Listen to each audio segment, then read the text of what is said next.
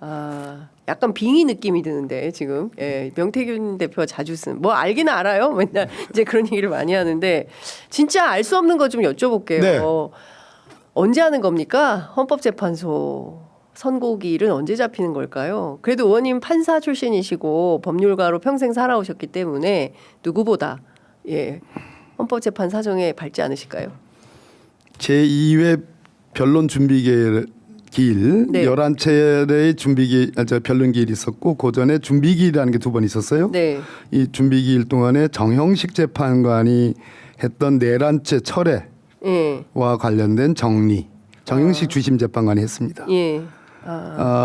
이 속기록을 다 동영상이 다 있으니까 찾아보시면 심지어 정형식 재판관이 유도한 거 아니냐라고 할 정도의 일종의 정리가 있었어요. 네.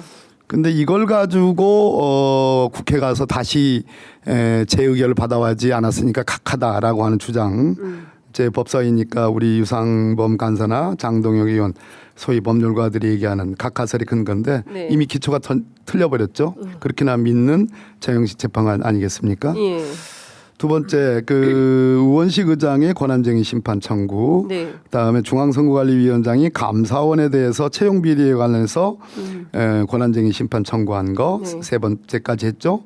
네 번째 이번에 감사원장과 검사 4명에 대해서 검사 3명에 대해서 탄핵 소추가 기각됐죠. 기각됐지만 그 이유를 보면 분명합니다. 즉 이 4가지 사유를 잘 헌법재판소에서 썼던 그 결정문의 워딩들을 보면 한마디로 헌법재판소는 국회나 대통령은 소위 말해서 헌법을 수호할 책무가 있다. 근데 대통령이 헌법 수호 책무를 버렸다. 국회가 탄핵소추를 남발한 게 아니고 헌법 수호 책무의 과정에서 일종의 법적인 책임을 추궁하는 예방적으로 추궁하는 정당한 탄핵소추 의결이었다. 네. 그리고 중앙선거관리위원장의 채용 비리를 무슨 이유를 꼬투리 잡아가지고 대통령 직속의 감사원이 소위 직무감찰하는 것은 대통령이 중앙선거관리위원회 선거에 개입할 소지가 있기 때문에 이건 안 된다. 네. 이거는 위헌이다. 윤석열 대통령이 자기가 군경을 다 보내가지고 그렇죠. 그 부정선거 팩트체크 차원에서 보냈다고 했잖아요. 네. 이미 그것만으로도 탄핵 사유가 되는 겁니다. 그 하나만 가지고. 그래서 이 4가지에 이미 8대0 전원일치의 다 의견들이 이 3가지 결정과 정형식 재판관의 정리에 다 들어가 있습니다. 그러면 결론은 윤석열 파면에 대한 8대0 전원일치의 결론은 저는 있다고 봅니다. 무엇이 이렇게 우리 마음을 애간장을 태울까? 5가지 쟁점을 정리했는데 1, 2, 3, 4는 분명해요. 1. 계엄요건, 2. 포고령, 3. 국회 침탈, 4. 선관위 침탈, 5. 체포조 운영. 이 부분에 대해서는 어떨지. 체포조는요? 체포조. 정치인과 법관 체포조. 그 운영 방첩사령관. 했었잖아요. 홍장원 1차장. 1차장에. 홍장원 1차장을 2번 불렀습니다. 맞아요. 증인으로서. 이례적이죠. 이 부분에 대한 어떤 소수 의견이 있을 수도 있다 하는 생각. 그리고 이 부분이 소위 윤석열을 내란죄로 형사 처벌할 때 법원에서 처벌할 때 가장 죄질이 나쁜 것에 해당합니다. 그렇죠. 그렇죠. 노상원 수첩하고 대비해 보세요. 끔찍합니다. 이것은 양형의 윤석열에 대한 유죄 양형의 결정적인 겁니다. 그래서 5번 항에 대해서는 굉장히 신중할 수도 있다는 생각이 듭니다. 팩트가 아닙니다. 그냥 제 경험상 그런 생각이 들고 두 번째 변수는 한덕수입니다. 한덕수 총리 관련해서 우원식 의장이 이 권한쟁의 심판을 청구했습니다. 3명의 한덕수 총리의 3명의 헌법재판관 임명을 하지 않은 이후에 저 최상목 대행이 2명은 임명하고 1명을 마건혁 재판관을 임명하지 않은 요 행위에 대해서 요 행위에 대해서만 했습니다. 1명 임명하지 않은 거.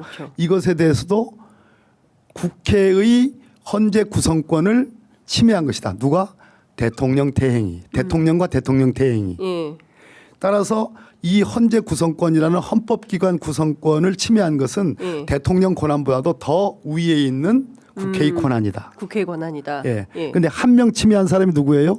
최상목이에요. 최상목. 3명 침해한 사람이 누구예요? 한덕수. 한덕수입니다. 예. 한덕수의 3명 불임명 자체가 우리가 탄핵소추 의결의 핵심적인 이유죠. 예. 불임명 자체가 위헌 위법한 행위인 것은 헌재가 이미 인정을 한 꼴입니다. 그럼 파면시킬 것인가? 예. 파면할 거예요? 이 문제에 저는 고민이 있는 것 같은 느낌이 듭니다. 아니, 왜? 예. 왜 윤석열 파면, 한덕수 파면 뭐 쾌도난마로 해버려야지. 그거는 진보와 민주주의를 사랑하는 예. 분들의 보통적인 어떤 법상식이고 감정? 법감정이고 예. 법감정이고 예. 헌재의 구성은 예. 보수적인 분들, 중도적인 분들, 예. 진보적인 분들이 이렇게 구성돼 있죠. 예. 전체로 놓고 보면 진보 재판관이 더 적습니다. 더 적습니다. 대체로 네. 예.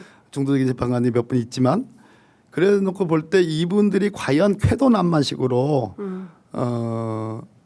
연이어서 네. 파면하는 이런 결정에 대한 신중한 네. 그러한 입장들이 있을 수 있다.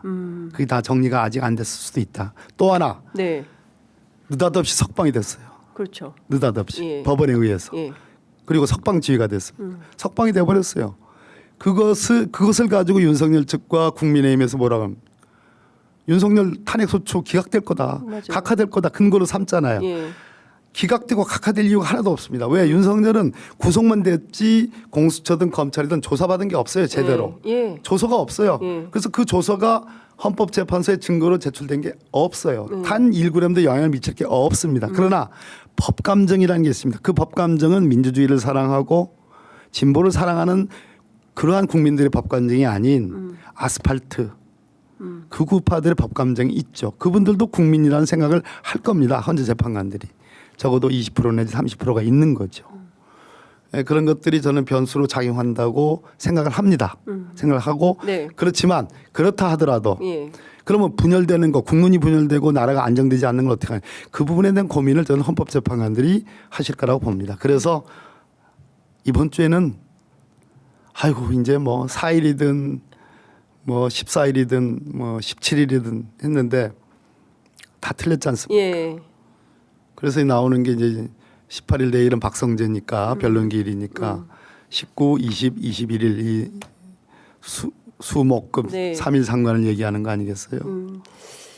그 이재명 대표의 선거법 항소심 사건하고 연계해서 26일 이후에 할 거다. 그렇지는 28일 날 할 거다. 만약 그런 정치적 고려를 헌재 재판관들이 하는 정도의 수준이라면 예. 정말로 주문을 걱정해야 될 때입니다. 그렇진 않을 거예요. 그렇게 그렇진 되면 않- 주문을 걱정해야 될 지경이다. 그렇진 않을 겁니다. 그렇진 않을 겁니다. 그렇진 않을 거다. 라는 의원님의 기대신 건데요. 확신입니다. 아, 확신이세요? 네, 그렇진 않다라는 확신 100%. 이것은 제가 주말 일요일 상관에 윤석열 파면 사건, 탄핵 사건의 준비기일부터 변론기일까지 그리고 여러 결정들이 있었던 것을 다 분석한 이후의 결과고 분더러 그것만은 아닙니다. 어떤 겁니까 그럼? 그냥 그렇게만. 예. 그냥 지금은 정말로 정말로 살얼음판을 걷는. 그러니까요. 예. 예. 자그마한 날개짓도 의미가 있는 것이 있습니다. 예. 예. 그러니까 원님께서 확신이다 말씀하셨어요. 제가 100% 이러니까 고개 끄덕이셨는데 그러면 어찌됐든 3월 26일 이후에 한다는 것은 그 불가한 일이다.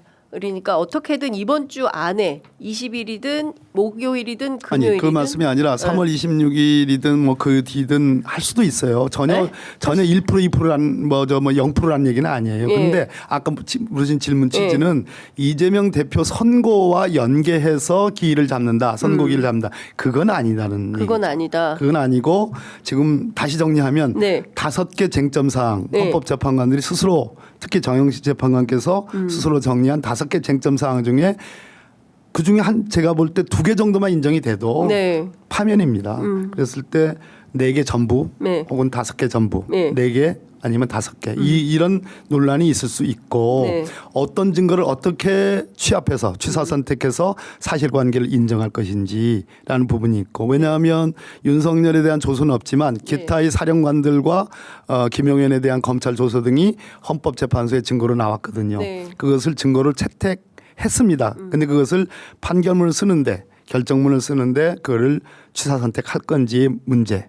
그다음에 두 번째는 아까 말씀드렸듯이 한덕수 총리에 대한 최종적인 어떤 결론 네. 뭐 이런 것들이 고려될 수 있고 그다음에 별개의 의견 혹은 보충 의견 네. 별개의 의견 8대0이라고 제가 얘기했으니까 예.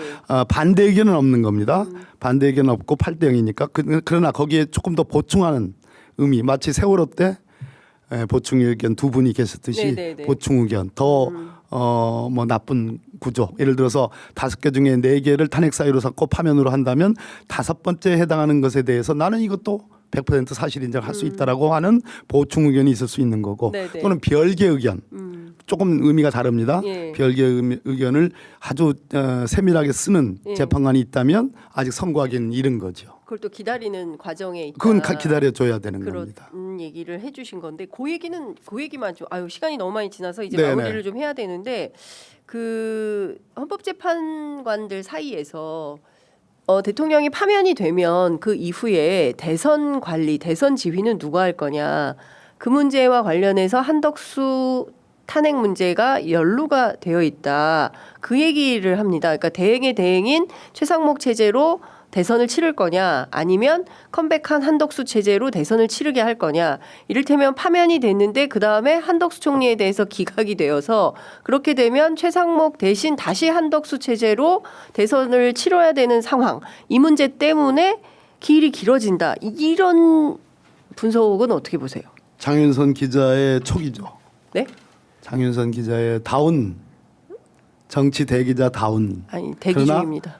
예. 그러나 법사위 간사 민주당의 수권정당 민주당의 법사위 간사 박범계로서는 답할 수 없습니다. 그러나 장윤선 대기자는 훌륭합니다.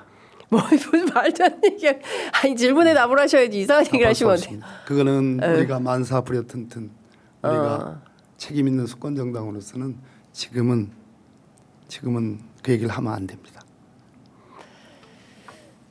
막판에 고구마가 확 그걸 다 들어오는. 하면 어떡합니까? 네? 그럼 그 뭐가 도움이 됩니까? 8명을 지지를 받아야 되는데요. 그러나 기자로서는 우리 장현선 앵커가 지적하는 것은 그럴듯합니다. 아니 뭐 그래. 저 보내주세요. 네, 이제 가셔야 됩니다. 네. 참 그 답답한 상황이고요. 어쨌든 그 많은 국민들께서 거리에서 고생하신 지가 이제 100일이 넘었기 때문에 이제는 다 모두 일상으로 돌아가셔야 되지 않을까라는 생각 때문에 그렇습니다. 자, 일단 의원님 여기서 보내드리고 저는 광고를 좀 충실하게 읽도록 하겠습니다. 일단 의원님 먼저 보내드리도록 네, 하겠습니다. 감사합니다. 조만간 또 뵙겠습니다. 네, 감사합니다, 의원님. 알겠습니다. 고맙습니다. 네.